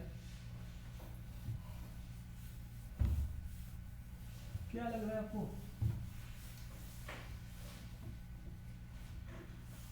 यहाँ पर क्या A आ सकता है, नहीं। क्या यहाँ पर M आ सकता है, सर आ रही है इसमें से, हाँ जी, आ रही है इसमें, R या S में से भी पॉसिबिलिटी है, लेकिन हमें श्योर नहीं है तो हम इसको लिखेंगे नहीं जो चीज श्योर नहीं होगी, है ना। तो यहाँ पर R और S को मैं क्या लिखूंगा, तो यहाँ पर देखिएगा इसी वजह से यहाँ पर ये भी नहीं आएगा, कौन नहीं आएगा, A, और यहाँ पे भी क्या नहीं आएगा, M। क्लियर। वापस आइए, यहाँ पे चेक करते हैं, तो ये सैलरी इसकी, तो इसका मतलब है ये लोग यहाँ पे भी M नहीं आ सकता क्योंकि हाईएस्ट नहीं है, और यहाँ पर भी कौन नहीं आ सकता, S भी नहीं आ सकता, तो यहाँ पे भी S नहीं आ सकता और यहाँ पर M नहीं आ सकता।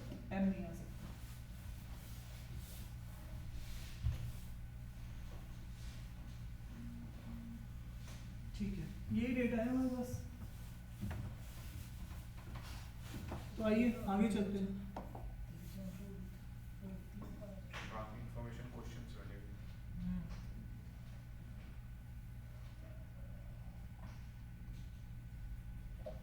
ये यूज किया हमने इन्फॉर्मेशन, बोलो जल्दी से।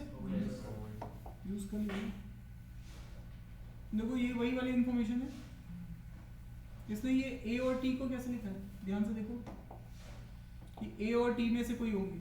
हमने एस और एफ को हटा दिया, तो तीसरा पर्सन कौन बचा था? टी बचा था टी बचा था। और उधर से बचा था। तो टी यहाँ पर क्यों नहीं आ रहा है?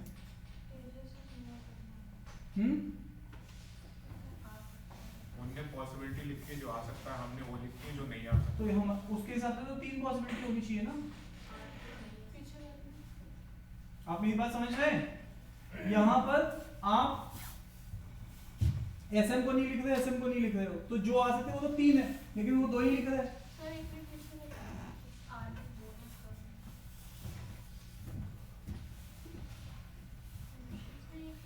आर भी नहीं आएगा सर, उसका तो बोनस का।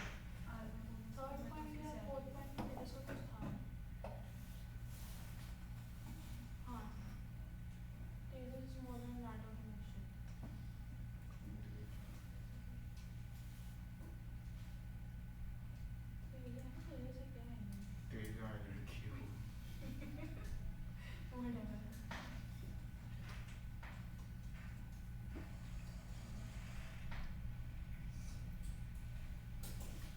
बोलो।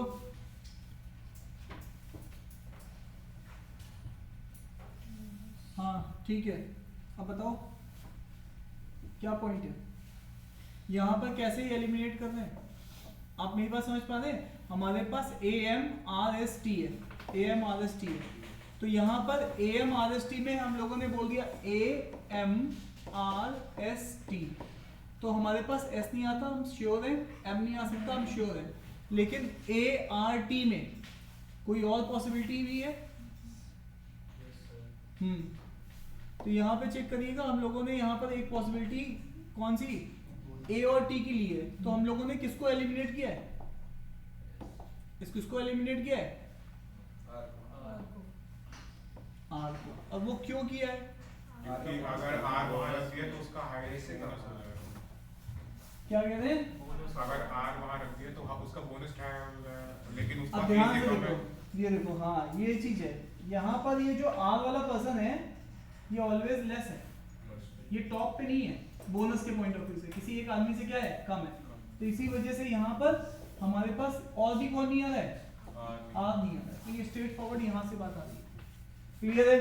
तो इसका मतलब है यहाँ पर अब मेरे लिए कौन सी पॉसिबिलिटी बच रही है? या तो A की या तो T की, A की या तो T की, क्योंकि ये दोनों पर्सन सेम है, इधर A है तो उधर भी A होगा, उधर T है तो उधर भी T होगा।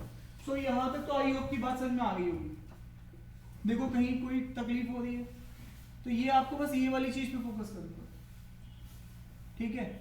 तो अब आ जाइए, इसका मतलब है ये सेट आपको थोड़ा अजीब लगा, क्यों लगा साहब? क्योंकि ऐसा सेट तो अभी तक आपने नहीं किया था जिसमें कि डेटा इतना ज्यादा इनकम्प्लीट हो। अरे हाँ या ना? तो इसीलिए ये सेट मैंने आपको पहले पिक किया, ठीक है? अब ऐसे सेट को हमेशा आइडेंटिफाई करने का बेस्ट वो होता है कि ऐसे वाले सेट में हम क्या करेंगे? क्वेश्चन तो यहाँ पे स्किप है ना? अरे क्वेश्चन नहीं है ना यहाँ पे, तो ऐसे ही रहने दीजिए। रुक जाओ, मैं बता रहा हूँ, क्वेश्चन बता रहा हूँ।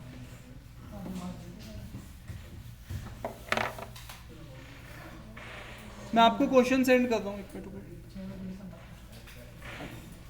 ये बहुत इजी है, यहाँ तक तो समझ में आ गया होगा ना? Yes sir. कुछ नहीं है, आइए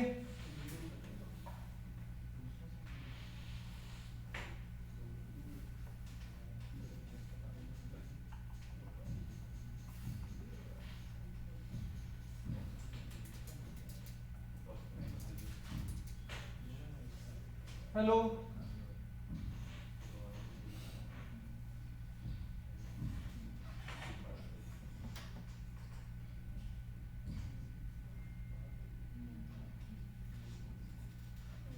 क्वेश्चन बोल रहा हूं मैं आपको, बोल दूं?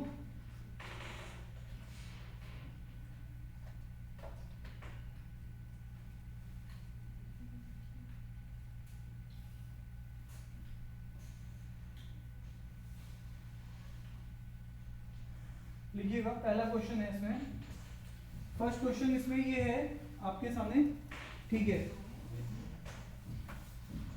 if the salary of Rohit is more than that of Teja, question लिखिएगा, if the salary of Rohit is more than that of Teja,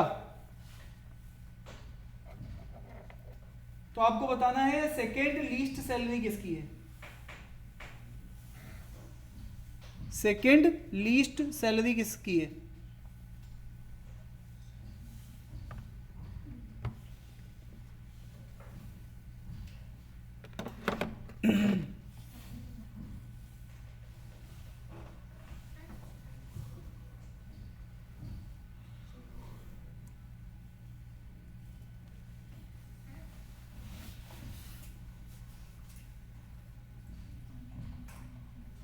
यार बताओ ना,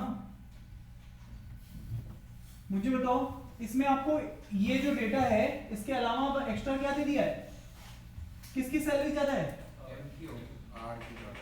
रोहित की ज्यादा है किससे, तेजा से। इसका मतलब है ये इसकी जगह ये अब क्या हो जाएगा, आर टी, ये तो जो पहले था और एडिशनल डेटा ये वाला आ गया। RTMS तो AT अब बताओ, अब ध्यान से देखो, अब तुम इसमें क्या बता सकते हो, बताओ कैसे रखेंगे, ARTMS क्या तुम यहाँ पे टी को रख सकते हो, क्योंकि टी के ऊपर कौन है, तो यहाँ पे टी तो आएगा नहीं, अब टी नहीं आएगा तो अब यहाँ पे क्या बचेगा, लेकिन अपनी वेरिएबल बन रहा sir ARTMS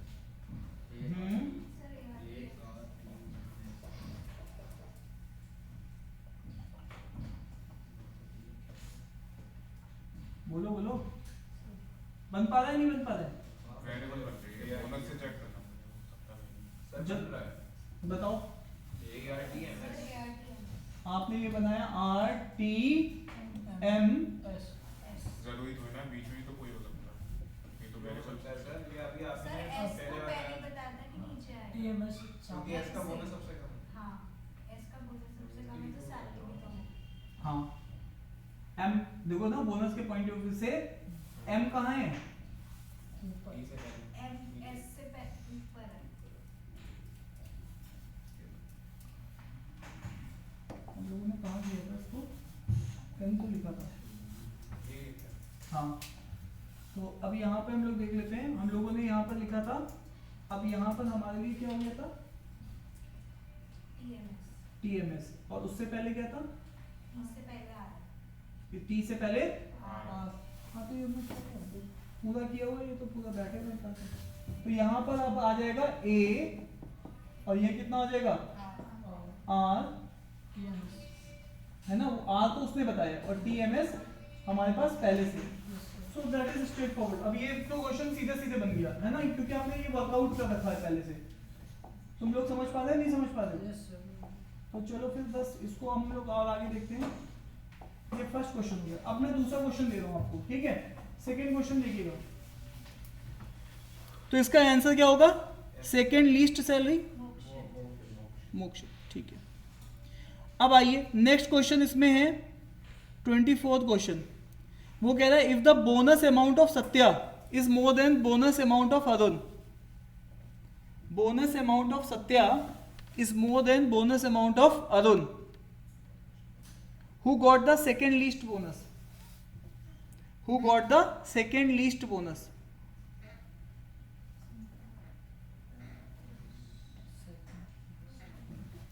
if the bonus amount of Satya is more than bonus amount of Arun, ये तो सीधे सीधे कनेक्ट हो रहा है। देखो चार लोग हैं, बोनस अमाउंट ऑफ सत्या ज्यादा है किससे, अरुण से, तो ये तो सीधे सीधे कनेक्ट हो गया ना, ये सीधे सीधे यहाँ से क्या बनेगा, डी इसका बन गया M S A A R, ठीक है। और आप जानते हो, अच्छा पहले वाले क्वेश्चन में डेटा नहीं यूज करोगे तुम, ठीक है, तो ए को तो तुम यूज नहीं कर सकते हो। अरे देखो यहाँ पर या तो ए आएगा या तो टी आएगा, ये तो कॉमन डेटा से था, तुम ए नहीं यूज कर सकते हो क्योंकि यहाँ पर ए तो नीचे आ रहा है, ए के तो ऊपर ही है, तो टॉप में ए को नहीं रख सकते हो, तो ए यहाँ से हट गया, ये टी हो गया, और ये वाला सीक्वेंस क्या हो गया, एम एस ए समझ पा रहे हैं नहीं समझ पा रहे? तो यहाँ पे क्वेश्चन ये क्या पूछा उसने, सेकेंड लीस्ट बोनस किसको मिल रहा है? सर तो एक बार फिर से रिपीट कर दो। मैं रिपीट करता हूँ, आप ये बताओ क्या डेटा आपने पढ़ा कि डेटा क्या दिया है, क्या डेटा दिया है दोस्त बताओ, मुझे सुनना है। डेटा क्या दिया है? उसने बोला जो बोनस अमाउंट है किसका, सत्या का, वो किससे ज्यादा है, अरुण से। अब मैं पहले से जानता था कि यार सत्या एम से कम है और इनके बीच का रिलेशन मुझे नहीं पता था, लेकिन इसने कहा सत्या अरुण से ज्यादा है, तो सत्या डेफिनेटली आर से भी ज्यादा होगा। अरे यस या नो? अरे भाई मेरी कोई बात समझना, मैं हाइट में इनसे लंबा हूं और ये हाइट में इनसे लंबे, ठीक है, और मैं इनका रिलेशन दे दूं तो हम सब कनेक्टेड नहीं हो जाएंगे?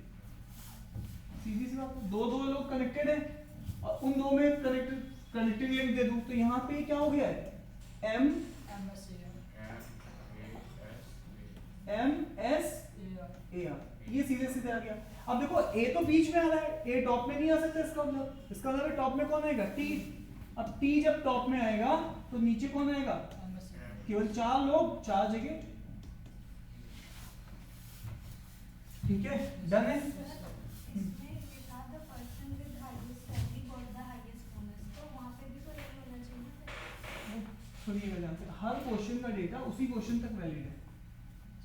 जो पिछले क्वेश्चन का डेटा था वो बस उस क्वेश्चन तक, जो उससे पहले कॉमन डेटा था तो वो तो सारे क्वेश्चंस के लिए। कोई common data नहीं तो है। हाँ कॉमन डेटा में क्या है, Last point है कि the person with highest salary has the highest अभी आप मेरी एक बात बताइएगा, मैंने यहाँ पर ये जो पॉइंट थे ये सब कुछ तो हिसाब किताब से लिखा था, बस इन 2 पॉइंट का मुझे उसने रिलेशनशिप इस क्वेश्चन में दिया, तो ये रिलेशनशिप अपने आप आ रही है। और प्लस इसमें ए आ रहा है, ऊपर ए टी हमें कोई बैठाना था, ए बैठ नहीं सकता क्योंकि ए तो बीच में आ रहा है, तो यहाँ पे टी बैठेगा, बाकी लोगों के लिए 4 ही चाहिए। इसमें कुछ कोई डाउट मुझे तो नहीं लग रहा, क्या डाउट हो रहा है? सर फिर ये तो मतलब टेबल हम क्यों बनाएंगे फिर? कौन सी टेबल? सर बेसिक इन्फॉर्मेशन जो दी थी हाँ हाँ उसके अकॉर्डिंग हमने पहले टेबल बनाई। ठीक है, ठीक, सर फिर क्वेश्चन सर उसी को इंटरप्रेट करके ही तो उसमें फिल करेंगे, फिर तो सर उसका देगा क्यों? क्या तो सर उसमें ऑप्शंस होंगे, आप क्वेश्चंस में एक बार ऑप्शंस चेक करो। क्या क्या ऑप्शन चेक करूं? ऑप्शन है रोहित, सत्या, तेजा, अरुण। मतलब डाउट कहाँ आ रहा है मेरे को ये सर डाउट ये आ रहा सर है, कॉन्ट्रडिक्ट कर रहा है सर। बताओ क्या कॉन्ट्रडिक्शन है, आप- कोई एक जना बताए क्या कॉन्ट्रडिक्शन है। हाँ जी, सर एक मिनट स्लाइड कीजिए। हाँ ठीक है, इसमें जो ये है ना लास्ट वाला पॉइंट 5th वाला, हाँ इसमें the person with highest salary got the highest bonus amount, तो दोनों का नहीं लास्ट वाला पॉइंट, हाँ the person who is salary third highest, sir उसके बाद हाँ उसके बाद वाला and हाँ and the person third highest got the least bonus amount and the person with highest salary. got the highest bonus amount, मतलब same person को million होना चाहिए। हाँ ठीक है, हाँ तो ठीक है। अब आप इसमें फिर डाउट क्या आ रहा है तो आपको? इसमें दोनों में ये होना चाहिए ना फिर। सर क्योंकि सैलरी में ये आ रहा है तो सर बोनस क्वेश्चन तो में बोनस अब- के बाद सर क्वेश्चन तो सिर्फ बोनस बोनस का ही क्वेश्चन है खाली, हाँ सैलरी की तो बात ही नहीं बात है ही नहीं उसमें। है। हाँ बात समझ में आ रही कि नहीं आ रही है? इसलिए मतलब वो जो क्वेश्चन है, जितनी भी इन्फॉर्मेशन आपने अभी तक की थी वो केवल बोनस के रिगार्डिंग उसमें इन्फॉर्मेशन दी है, उसके हिसाब से आपको बताना है। जो कॉमन डेटा वो तो आपने रिटेन रखा ही है, उसमें हमने कोई भी चेंज नहीं करा। अब आप बताइए कॉन्ट्रडिक्शन कहाँ आ रहा है, मैं बताता हूँ फिर आपको। आपके हिसाब से कॉन्ट्रडिक्शन कहाँ आ रहा है? इसमें तो हमें कोई बोनस की टेबल देखनी है, सैलरी तो देखनी नहीं है। हाँ सैलरी को नहीं देखना है इसमें, लेकिन मैं फिर भी कह रहा हूँ आपका कॉन्ट्रडिक्शन कहाँ आ रहा है। आप बताइए कॉन्ट्रडिक्शन जहाँ आ रहा है, मैं उस चीज के ऊपर बात करूंगा ना। आपके मन में कि सर ये चीज होनी चाहिए, बताइए ना। आपने फर्स्ट क्वेश्चन के डेटा को बस मत देखना, आप सेकंड क्वेश्चन के डेटा को और जो कॉमन डेटा उसमें आपको कॉन्ट्रडिक्शन कहाँ दिख रहा है। हाँ जी क्लियर है? चलिए तो यहाँ पर लास्ट क्वेश्चन है, लिखिएगा। If the bonus amount of Mokshit, ये लिखवाया था? नहीं दूसरा है। If the bonus amount of Mokshit is more then that the salary of Arun, is more then that the salary of Arun,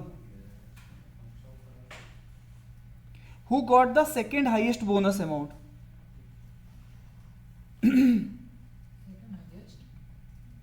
मैं रिपीट कर रहा हूं, bonus amount of Mokshit is more then the salary of Arun.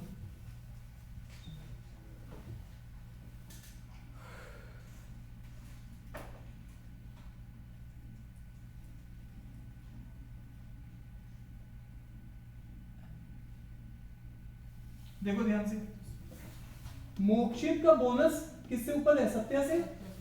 और इसने अभी भी बताया मुझे क्या, मोक्षित की जो बोनस है वो अरुण की सैलरी से क्या है? ज्यादा।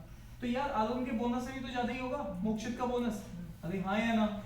तो इसका मतलब है मोक्षित का बोनस भी किससे ज्यादा है? किससे ज्यादा है? अरुण से।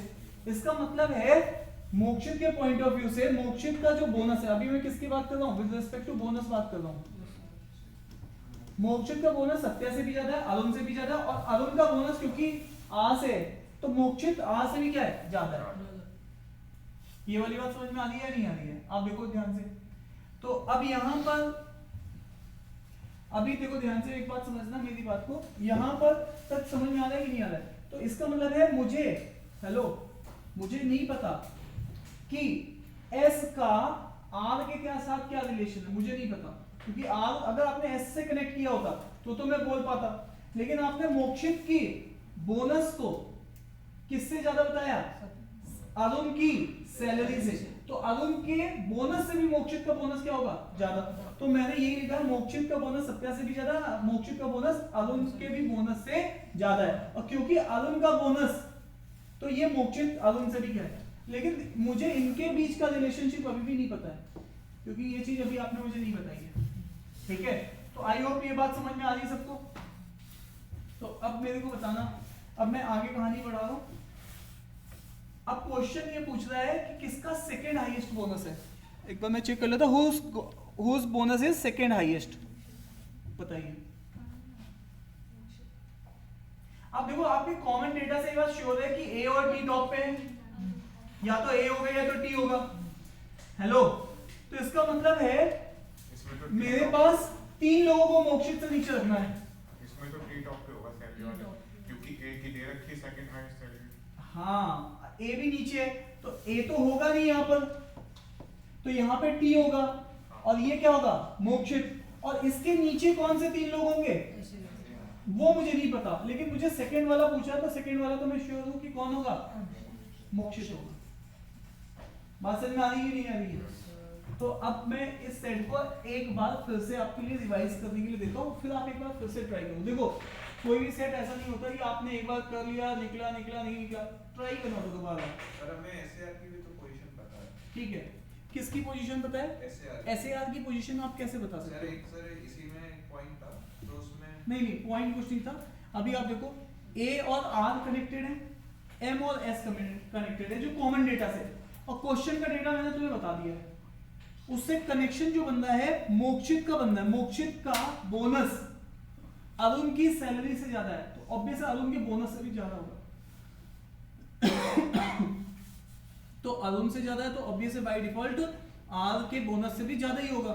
तो मुझे श्योर हूं कि मोक्षित का बोनस आप, लेकिन आप एस और आर को कैसे कनेक्ट कर सकते हो साहब?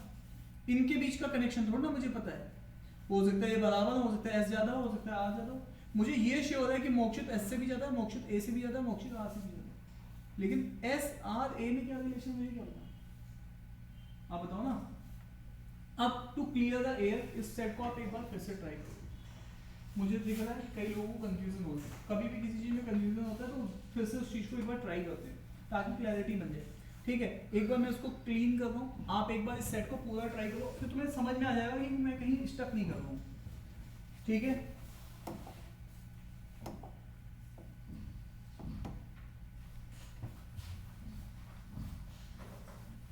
इस बार भी जिन्होंने DILR में 99% किया है उनसे भी मैं अभी आपकी बात कराऊंगा। ठीक है, अभी तो उनके इंटरव्यूज वगैरह चल रहे हैं, थोड़ा फ्री हो जाए। ठीक है,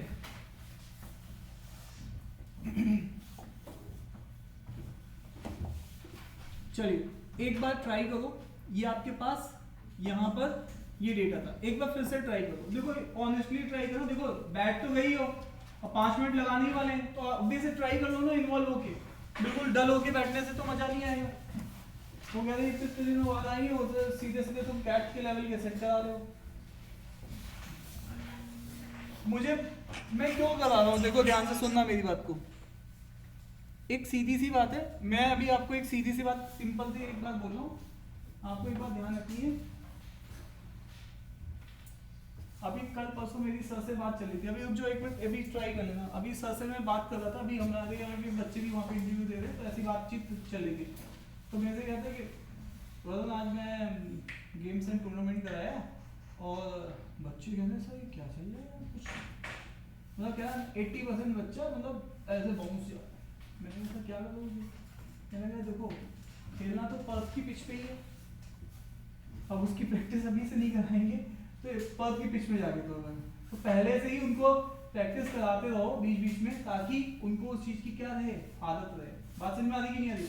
2 सेट इजी देंगे, 2 सेट थोड़ा सा लेवल के देंगे, तो यही हम हर क्लास में करेंगे, तो उससे आपका लेवल अप होता रहेगा। बात समझ में आ रही कि नहीं आ रही? और मैं हर क्लास के बाद आपको टेस्ट भी रख रहा हूँ, आप आ रहे हो नहीं आ रहे हो आपके ऊपर है ना, ईमानदारी के साथ नहीं आ रहे, आ रही थी नहीं आ रही ना, है ना। तो अच्छा कोई भी टेस्ट होगा उसको आप डिस्कशन भी रखेंगे ताकि तुम लोग टेस्ट देने आओ, ठीक है। तो प्लीज मेक श्योर कि अब हमारी जितनी भी क्लासेस होंगी, जितने भी टेस्ट होंगे, उनका डिस्कशन भी रखेंगे, तो आपको टेस्ट देना जरूर है। आइए अब ट्राई कर लो एक बार इसको। टेबल तुम जानते हो, टेबल ऐसी बनेगी, सबको पता है। अब एक बार ट्राई करो, क्वेश्चंस तुम्हारे पास लिखे हुए हैं, अब मुझे बताओ तुम कहाँ फंस रहे हो। ये हमारे अब नहीं करा रहा हूँ मैं तुम्हें, दूसरा वाला सेट नहीं करा रहा हूँ, छुट्टी कर दूंगा इसके बाद। ऐसे अब खुश होके ट्राई करो, खुश होके।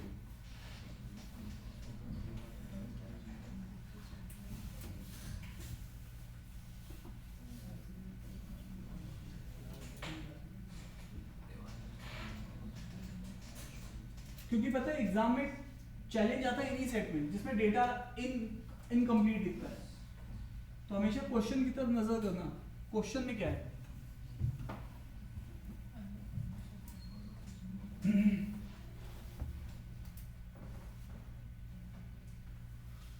मैडम मुझे कैसे समझ में आएगा कि कोई डेटा इनसफिशिएंट है सेट में, सेट मतलब इनसफिशिएंट है, कैसे समझ में आएगा? मैं इनसे पूछ रहा हूँ, बताओ ना मैडम, बहुत दिनों बाद आई आप बताइए कि जैसे हमें कैसे पता चलेगा कि कोई क्वेश्चन इनसफिशिएंट है। सेट पूरी मेरी टेबल फिल नहीं होगी, जैसे मैं ये टेबल बना ली, ये टेबल मेरी पूरी फिल नहीं होगी, ये बात मुझे कैसे पता चलेगी? आप सबसे पूछो मेरा ये क्वेश्चन, हेलो ये मैंने टेबल बनाई, ये टेबल मेरी पूरी फिल नहीं होगी, ये बात मुझे कैसे पता चलेगी? कोई भी ऐसा पॉइंट नहीं होगा जहाँ से क्लियर कट क्लियर क्वेश्चंस को कंडीशन दी होगी। क्वेश्चंस देख के, बिल्कुल सही बात कह रहे हैं। क्वेश्चन मैं जब पढ़ूंगा, जब भी सेट पढ़ता हूं ना, उससे पहले मैं क्वेश्चन पढ़ूंगा। क्वेश्चन में अगर एडिशनल डेटा दिया हुआ है तो मुझे श्योर है कि ये टेबल इनकम्प्लीट रहने वाली है। अब आप देखिए आपके हर क्वेश्चन में, अभी तक जितने क्वेश्चन कराए थे मैंने, उसमें कभी भी ऐसा नहीं है कि क्वेश्चन में कुछ डेटा हो। वो सीधे पूछा बताओ 5वीं रैंक किसकी है, बताओ 6ठी रैंक किसकी है, वो सीधे सीधे क्वेश्चन पूछा। लेकिन क्वेश्चन में कुछ डेटा दिया है, इसका मतलब मेरी टेबल पूरी फिल नहीं, यहां से आइडिया आएगा। क्या मेरी बात समझ में आ रही है? तो मेक श्योर। तो ये टेबल फिल नहीं हो रही है, क्वेश्चन मैंने देखा, क्वेश्चन से क्लियर हुआ मुझे। वापस आइए,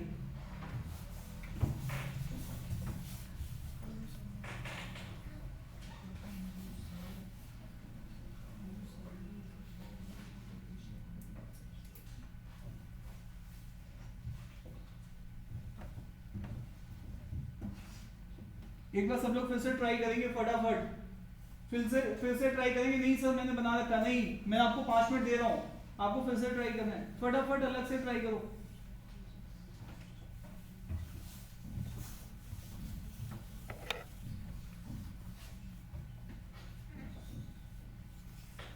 पहला पॉइंट केवल कॉमन इंफॉर्मेशन है, कोई मतलब नहीं। सेकंड पॉइंट उसके बोनस से ज्यादा है, सैलरी बोनस से ज्यादा है, ठीक है, ऑब्वियस है बोनस का पार्ट। तो अब सैलरी ऑफ तेजा मोक्षित से ज्यादा है, तो ये वाला पॉइंट था जहां से आपको कुछ थोड़ा सा बताना था। तेजा की सैलरी मोक्षित से ज्यादा है, and the bonus amount of Arun is more than the Rohit. तो ये सैलरी के ऊपर कमेंट है, अब बोनस के ऊपर कमेंट उसने ये किया है कि अरुण का बोनस ज्यादा है रोहित से। ठीक है, ये था आपका ये वाला पॉइंट।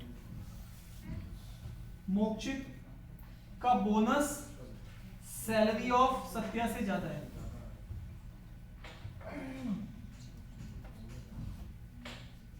तो मोक्षित की ऑब्वियस है सैलरी, बोनस जब ज्यादा है तो सैलरी तो ऑटोमेटिकली मोक्षित की क्या होगी, ज्यादा होगी किससे, सत्या से। तो ये सैलरी के ऊपर कमेंट कर रहे हैं, ये बोनस के ऊपर कमेंट कर रहे हैं। तो मोक्षित से सत्या से ऊपर आएगी सैलरी।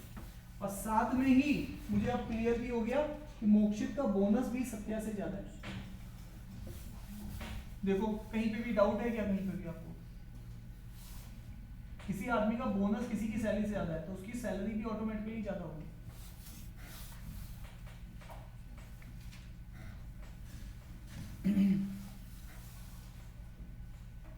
और ये लास्ट वाला पॉइंट तो यही था, द पर्सन जिसकी सैलरी थर्ड हाईएस्ट है, ठीक है, और उसका बोनस लीस्ट है, वो तो मैं समझ गया हूँ। And the person who is the highest salary got the highest bonus. तो ऊपर के दोनों और थर्ड और लास्ट, ठीक है। तो मैं इसी चीज को अब यहाँ पर सैलरी में मैं लिखता हूँ TMS। ये मेरा कंक्लूजन था कॉमन डेटा का, TMS देख लो।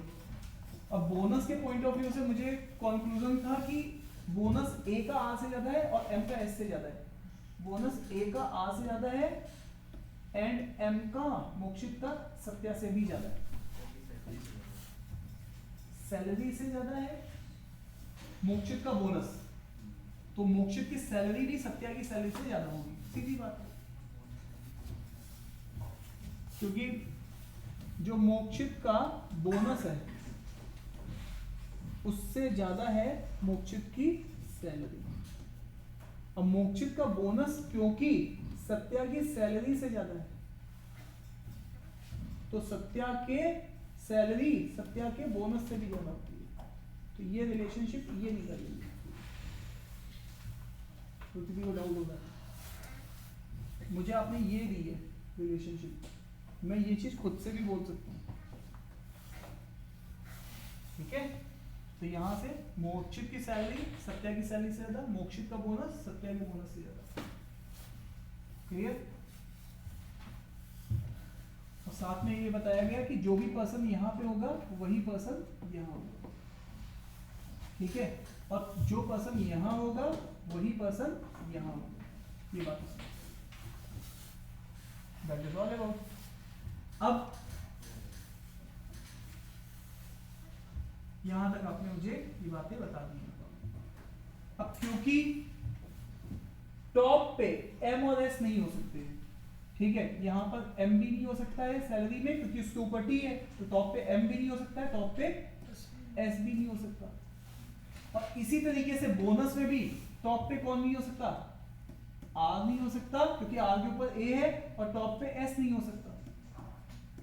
और क्योंकि यहां पर ये दोनों सेम होने हैं तो यहां पर R भी नहीं हो सकता क्योंकि ये दोनों पर्सन सेम ही है। ध्यान से देखो उसने क्या बोला था कि जो पर्सन यहाँ पे, अगर यहां पर अगर R नहीं होगा तो यहां पे भी R नहीं हो सकता क्योंकि ये दोनों पर्सन एक ही है। तो इसका मतलब है यहां से भी R S, तो यहां से M भी नहीं हो सकता और यहां पर R भी नहीं हो सकता। तो इसका मतलब यहाँ पे एक ही ऑप्शन बच रहा है, या तो यहाँ पे A होगा तो T होगा, या फिर A होगा तो T होगा। यहां तक पहुंचे थे, बताओ अब क्लियर है? देखो यहां तक कोई डाउट है कहीं पे भी? डन। अब उसके बाद हमारे पास जो क्वेश्चंस थे उसमें डेटा था। तो पहले क्वेश्चन का डेटा क्या था?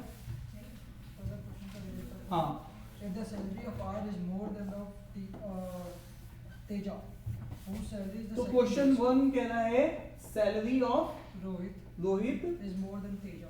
तेजा से ज्यादा है ना? तेजा से ज्यादा है तो बाय डिफॉल्ट M और S से भी ज्यादा होगी, है ना? Yes, sir. RTMS हो जाएगा, ये सीक्वेंस ऑर्डर क्या हो जाएगा? RTMS। तो ये ऊपर आ जाएगा। अब T यहाँ नहीं हो सकता तो T यहाँ से हट गया है, तो यहाँ पे क्या होगा RTMS, बताइए, क्योंकि T को तो आपने यहाँ पे डाल दिया है, तो T वहां नहीं हो सकता है। तो ये फर्स्ट क्वेश्चन था। अब सेकंड क्वेश्चन में क्या बोल रहे हैं आप? If the bonus amount of Satya bonus amount of Satya, is more than bonus amount of Arun. तो अब देखिए ध्यान से, सत्या अरुण से ऊपर है, Yes, sir. तो इसी चीज से हमारे पास आएगा कि M तो सबसे ऊपर है, सत्या से ऊपर है, Yes, sir. और सत्या अरुण से ऊपर है, अरुण R से ऊपर है। अब यहां पर जब आपने, अब क्योंकि ये क्वेश्चन छोड़ दीजिए, ये तो क्वेश्चन का डेटा था, अब अगले क्वेश्चन के हिसाब से ये है, इसके हिसाब से यहाँ पर A है, तो A तो अब यहाँ नहीं हो सकता। नहीं हो सकता। TM अब आप क्या सोच रहे हो, अब आपके दिमाग में क्या चल रहा है कि यार ये 2% सेम होने चाहिए, क्यों होने चाहिए? वो उस क्वेश्चन का डेटा था, ये नया क्वेश्चन है। ये उस क्वेश्चन का डेटा उसी क्वेश्चन तक वैलिड होता है। क्लियर है? Yes, sir. नहीं समझ में आ रही होगी बात? पक्का कितने परसेंट आती है? 100? ये इतने दिन से 90 बोल रही है, तुम आती है 100 बोल रही है। ठीक है, अलीना तुम्हें कितना आ रहा है?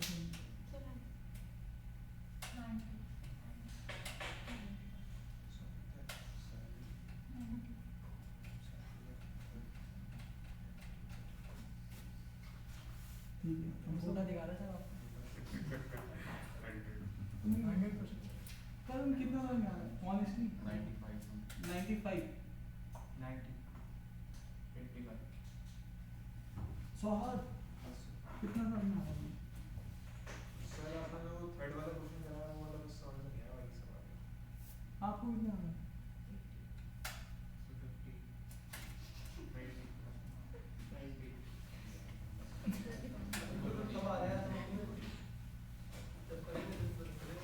तो अब मेरी बात समझिएगा, एक बार इसको, इस क्वेश्चन में आप कहाँ स्टक कर रहे हैं, मतलब ये चीज मुझे नहीं समझ में आ रही, इसका मतलब आप कहाँ स्टक कर रहे हैं, तो उनको एक बार देख लेते हैं। ठीक है, तो यहाँ पर अब आपके पास बोनस का हिसाब किताब बचा है MSAR, तो यहाँ पर MSAR यहाँ पे देखा